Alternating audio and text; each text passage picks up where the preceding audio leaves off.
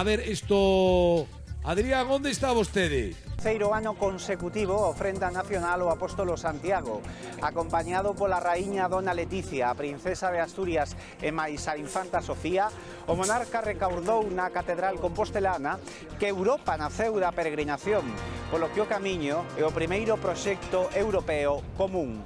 Don Filipe referiuse tamén á complexidade da situación actual e apelou á afouteza. A través de la radio, la televisión, a afouteza que o paso dos séculos impregnou en todas as sendas que nos traen ata aquí, axúdanos a afrontar con azos renovados as dificultades do presente.